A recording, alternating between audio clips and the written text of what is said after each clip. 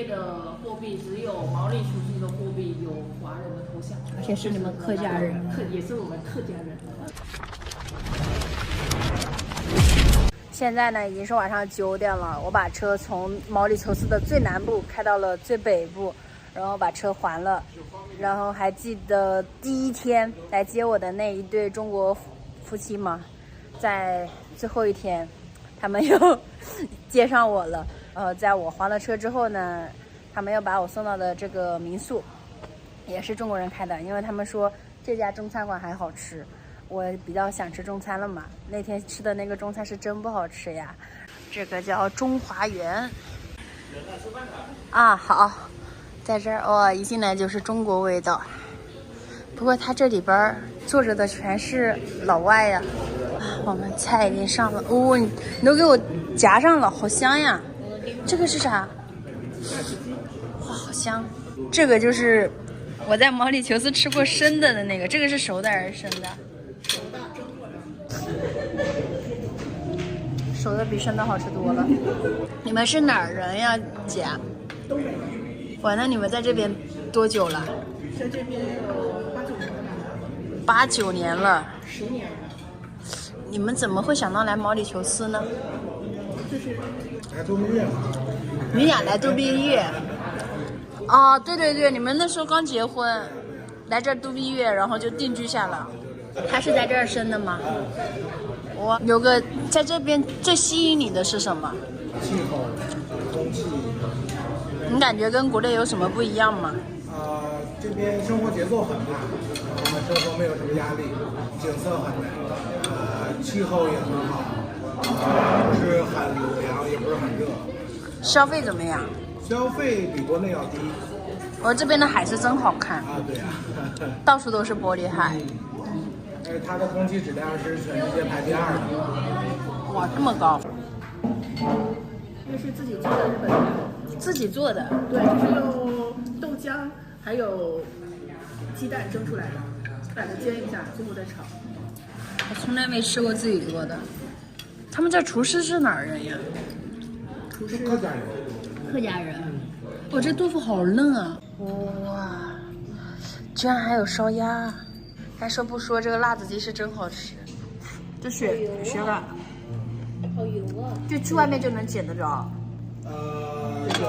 固定的地方，稍微有点深的地方。特别有钱的人是什么样的？特别有钱的人就是很低调，然后对什么东西都没有什么太高的要求。因为人家也都是见惯了、吃惯了这些东西，就是反而就很平常，就是不愿意接的就是暴发。暴发户是什么样的？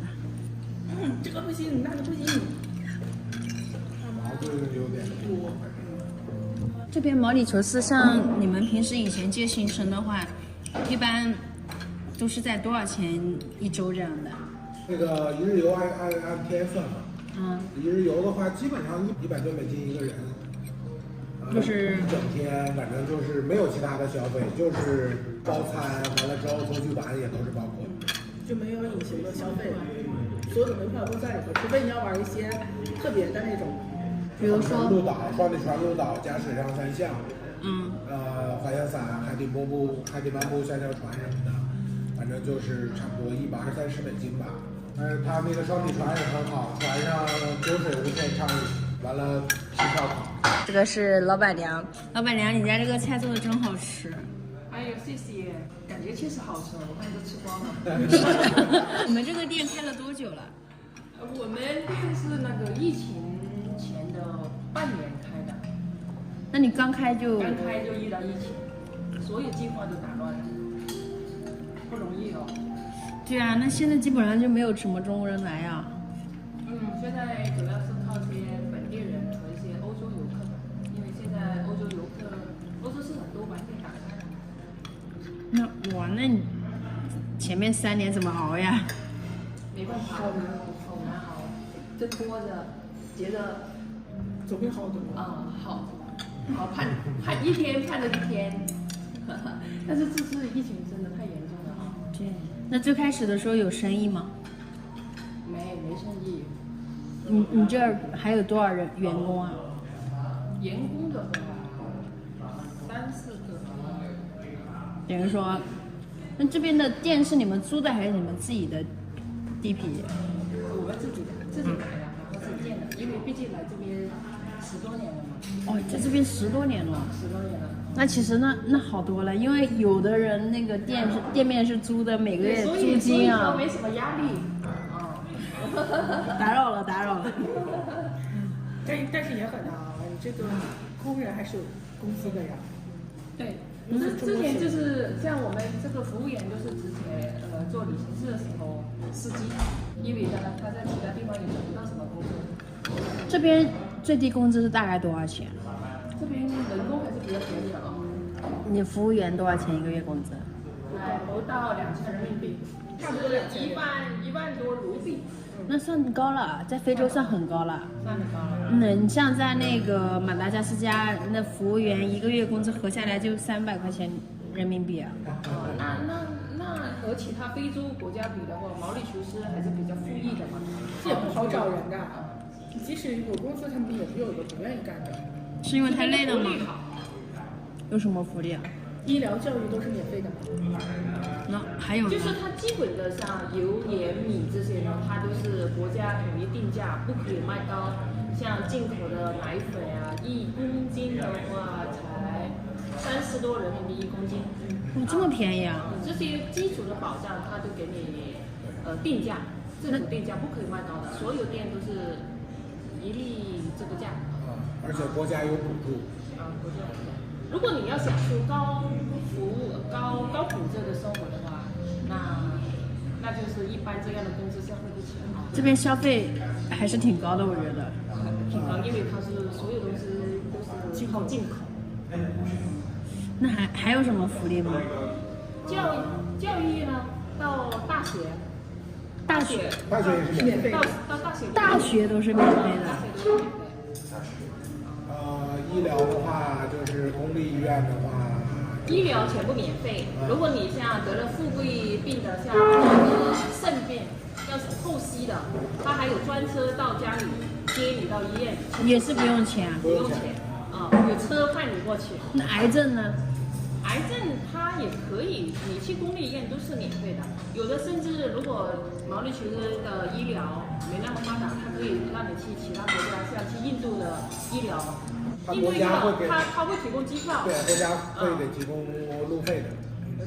国家提供路费，不提供那个治疗的费用。治疗费用都是免费的呀。印度也是免费医疗的。打扰了。所以说当地人生活的还是挺无忧无虑的。对啊，那他们这个也不要钱，那个上学不用钱，那订的这些价格，吃饭的柴米油盐也不贵。一根面包几卢比，这么大一根够吃。他们的主要粮食就是法式面包嘛，早餐和中午都是面包。几毛钱。